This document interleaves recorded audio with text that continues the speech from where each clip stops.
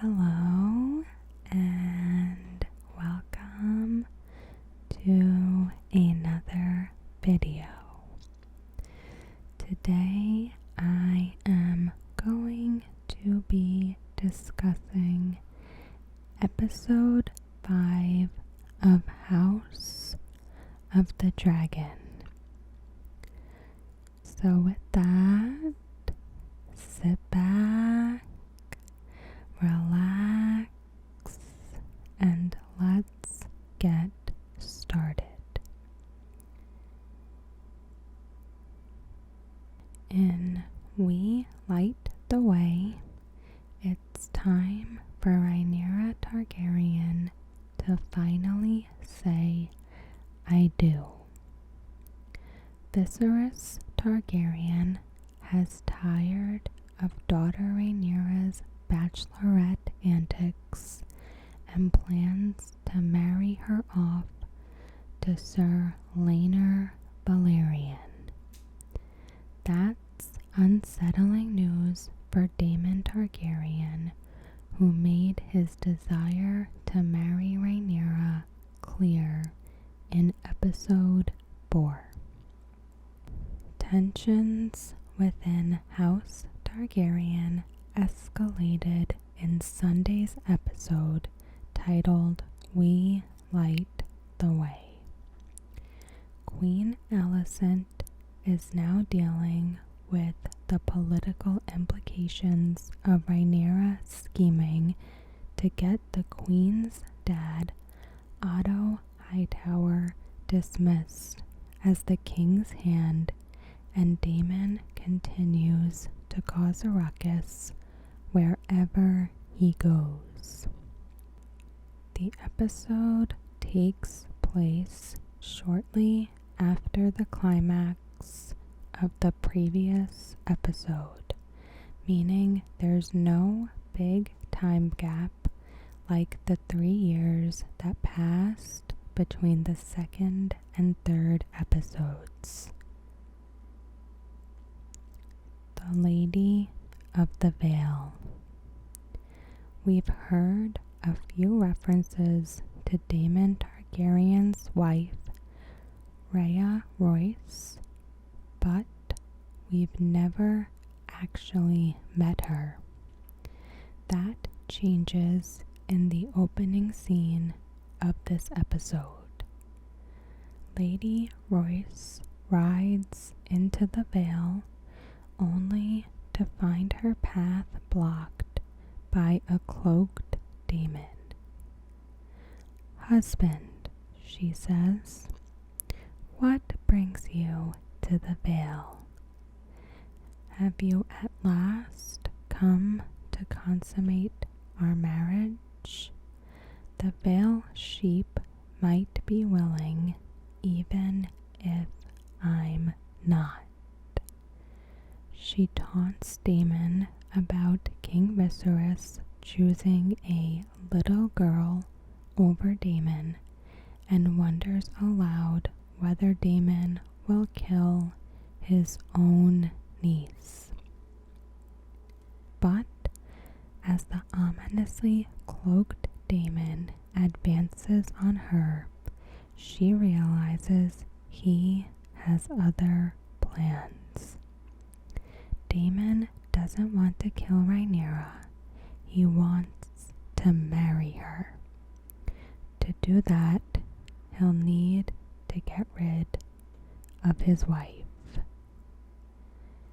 And so he does. Daemon startles Lady Royce's horse, causing her to fall back and injure her arm. He then picks up a nearby rock to finish the act. That's a wrap for Lady Royce. Farewell to the Hand. After being dismissed as Hand of the King in the final moments of episode 4, Otto Hightower is on the way out of King's Landing. He's met at the city gates by his daughter, Queen Alicent. With a backdrop of pouring rain, as with all good farewells, she tells her father she regrets the king's decision to expel him. Otto places the blame on Alicent herself for convincing King Viserys that the reports of Daemon's brothel liaison with Rhaenyra were not to be trusted. Alicent fires back that Otto is at fault for being so relentless about positioning Aegon, her son and his grandson, as heir. Otto isn't having it. The king will die. It may be months or years, but he'll not live to be an old man, he says. And if Rhaenyra succeeds him, war will follow. The realm will not accept her, and to secure her claim, she'll have to put your children to the sword. She'll have no choice. The time is coming, Alicent. Either you prepare Aegon to rule, or you plead to Rhaenyra and pray for her mercy. Targaryen Valerian. Daemon isn't the only Targaryen with marriage on his mind. King Viserys sails with his court plus Rhaenyra to Driftmark. He intends to wed Rhaenyra to Laenor Valerian, the son of Lord Corlys Valerian. Lord Corlys and his wife, Princess Rhaenys, embrace the king and his court inside Driftmark Castle's Great Hall. Corlys congratulates Lord Lionel Strong on his promotion to Hand of the King. You may remember Lord Strong as the Master of Laws who counseled Viserys a couple of times in earlier episodes, but sighs about the unfortunate circumstances in which they all meet. Viserys is confused. The circumstances seem perfectly fortunate to him. Daemon's wife, the Lady Rhea Royce, has passed, Lord Corlys announces. Rhaenys explains that Lady Royce was killed in a hunting mishap, that her neck and skull were crushed after being thrown from her horse. A most surprising end. Lady Rhea's skill as a rider and hunter were well known, Corlys says. Viserys and the new Hand of the King exchange concerned glances. The implication is obvious. Foul play is at work. Mayhaps we can forward happier pursuits, a clearly annoyed Viserys says. He's also got a conspicuous cough he can't seem to shake. Viserys proposes wedding the two families in blood. Lord Corlys is honored, but wants to know how the succession will work. They haggle and then strike the following bargain. When Rhaenyra and Laenor have children, they'll inherit the paternal family name of Valerian. But when any of those children become king or queen, they'll rule under the name of Targaryen. A deal is a deal. As King Viserys and Lord Corlys were bartering over marriage arrangements, both Rhaenyra and Laenor were conspicuous by their absence. In the next scene, we see them sharing a romantic walk by the beach, during which they agree to pretend to love each other in public. I know this union is not what you would choose, Rhaenyra says. I hold nothing against you, cousin, Laenor glumly replies, reminding us that even if Daemon doesn't get his way, Rhaenyra is still marrying within the family. Rhaenys, Laenor's mother, is Viserys's cousin. Rhaenyra clarifies that she knows there's a difference in taste. Some people like roast duck, she says, while others like goose. Translation: some men like women, other men like men. I know that whatever arrangement they struck up there will not change your appetite, Rhaenyra says, and nor will it change mine. Heeding the advice Daemon gave her, Rhaenyra suggests they wed, perform their duties to the realm, and then dine as we see fit once that tomfoolery is done. Later, we see Laenor lying on a grassy knoll with his lover. I've always feared the day you'd have to marry a woman, and now it comes, the chap says.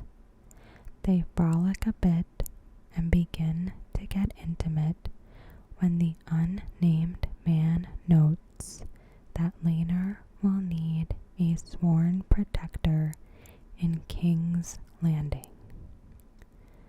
This is better than what we could have hoped for, he says. She has a paramour of her own. I wonder who it is. Could that paramour be Sir Criston Cole, who Rhaenyra bedded in the last episode? Sir Criston certainly hopes so. On the voyage back to King's Landing, the knight shoots his shot. Sir Laenor is a good and decent man, but you did not choose him. He was chosen for you, he tells her.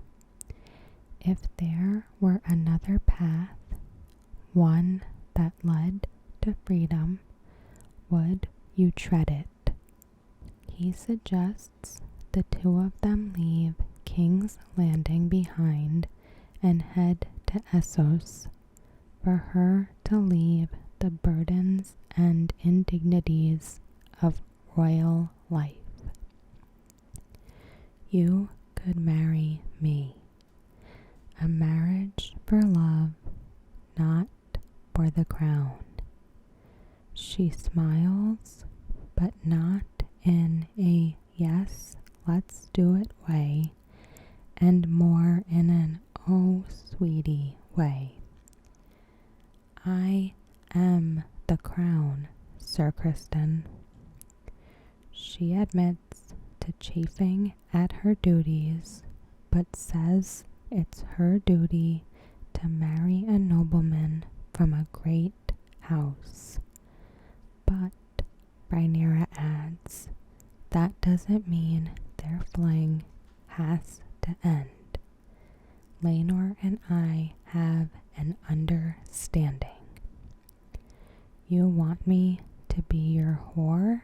Sir Kristen incredulously responds. I took an oath as a knight of your Kingsguard, an oath of chastity. I've broken it. I've soiled my white cloak, and it's the only thing I have to my name. I thought if we were married, I might be able to restore it. Rhaenyra begins yammering on about royal duties again, but the fuming Sir Kristen storms off before she can finish her speech. A queen's hand. You may recall all the way back in episode 3 being introduced to Larys Strong. His father Lionel is now Hand of the King. In any case, he reappears in the Godswood to comfort a saddened Queen Alicent.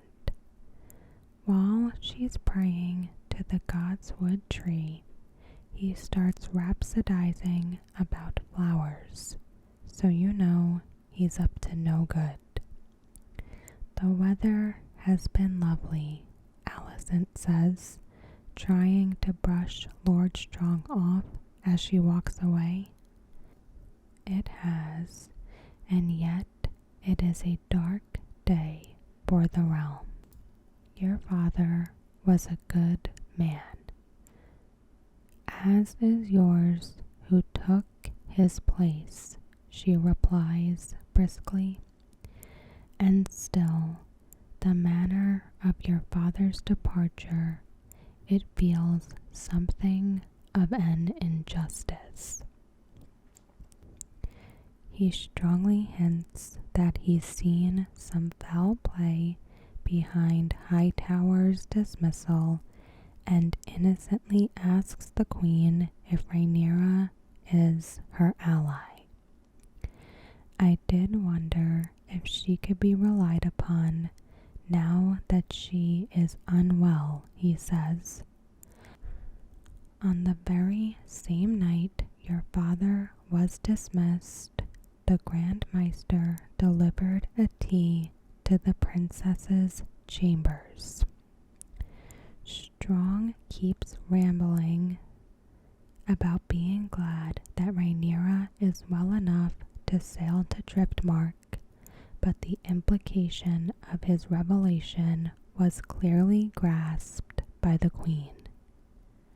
She realizes that the king believed Rhaenyra to be guilty of the charges Otto Hightower laid against her and Daemon, which is why he sent the Westeros equivalent of a morning after pill to her chambers. Yet he dismissed Hightower all the same. The king is in strife. When King Viserys returns to King's Landing from Driftmark, his first order of business is to not die. After descending from his horse carriage, he takes a few steps before collapsing. Queen Alicent is watching the commotion from the balcony of her chambers. Alicent uses this opportunity to question Sir Kristen, who, unbeknownst to her, is fresh off being rejected by Rhaenyra. The queen questions him about what he did or did not hear and see of Rhaenyra on the night Daemon returned to King's Landing. Sir Criston, unaware of the liaison between the Targaryens, admits to the crime he thinks Alicent is accusing him of. It happened, Your Grace. The sin you allude to. I have committed it. At her instigation, it is true, but that is no excuse. My oath has been broken. I have dishonored myself. I deserve no consideration.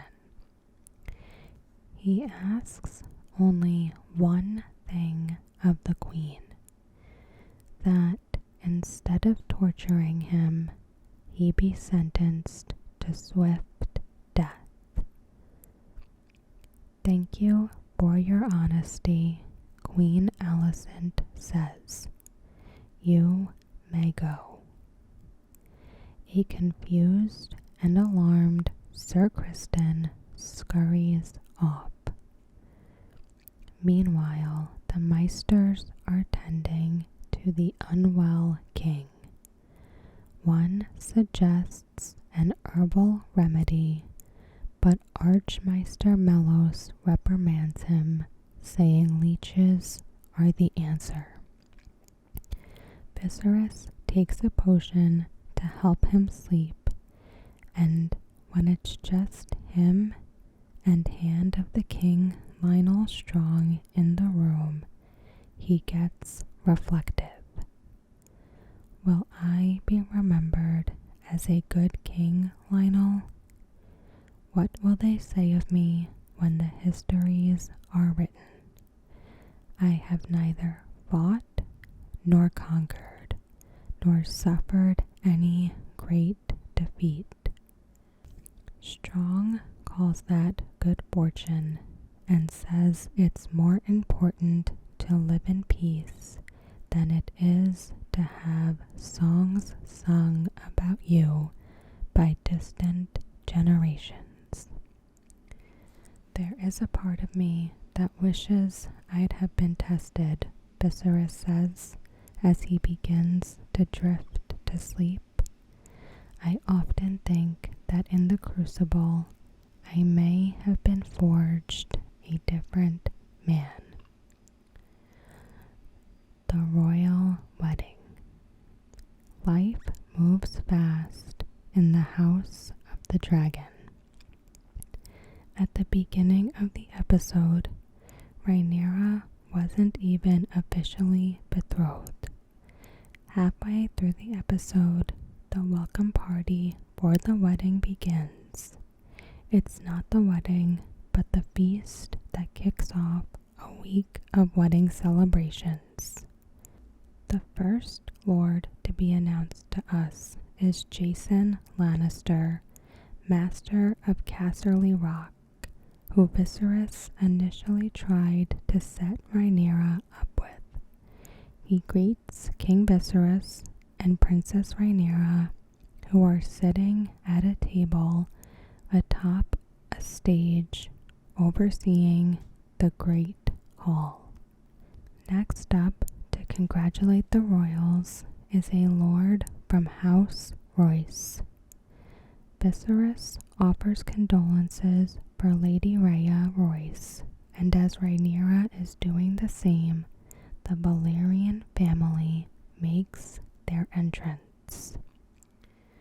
Next in the room isn't the queen, who, to the king's consternation, has yet to arrive, but Daemon Targaryen. The king is clearly discomforted by Daemon's presence, but offers him a chair at the royal table. King Viserys kicks off his speech about uniting the two oldest houses in the realm, the Targaryens and the Valyrians, when Queen Alicent finally makes her entrance. A hush falls over the room as ominous music plays. Alicent is wearing an emerald dress. The beacon of Hightower. Do you know what color it glows when Old Town calls its banners to war? Lord Strong whispers to a chap next to him. Green.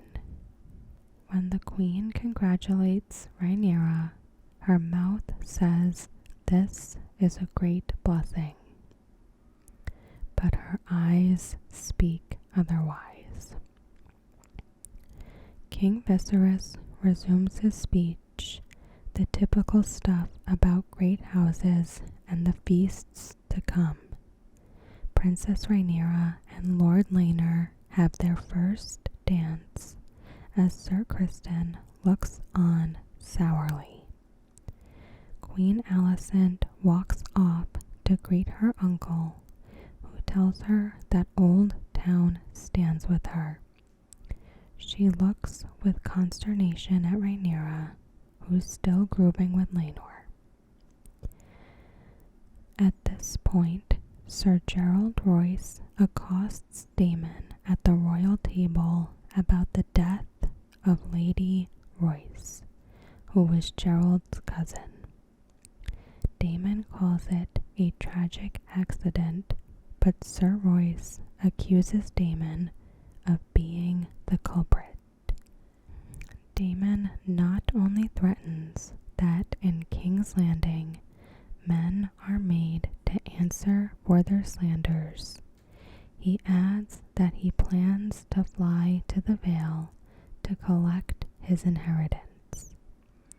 Since he and Lady Royce had no children, her inheritance, all of Runestone, now comes to him. The Vale Lord, clearly terrified about the implicit threat of dragonfire, retreats. A royal brawl. Daemon descends on the dance and makes his move on the Lady of Driftmark, Laena Velaryon. As Daemon chats up Laena, who's very receptive to his overtures, Lord Laenor and his lover commiserate. The fellow reckons he knows who Rhaenyra's paramour is, Sir Criston Cole. He's figured it out because Sir Criston is unable to take his eyes off her. You don't know me, Sir Criston, but we are both deeply invested in this union, the man tells Sir Criston. Sir Laenor is quite dear to me, as I know the princess is to you. We should swear to each other to guard them and their secrets. If those are kept safe, then so will we all. Sir Criston looks super salty about it all. Meanwhile, Daemon takes Rhaenyra aside and asks if she really wants to get married. Laenor is a good man and a fine knight. He will bore you senseless, he counsels. Marriage is only a political arrangement, I hear. Mine was recently dissolved, he says with faux solemnity.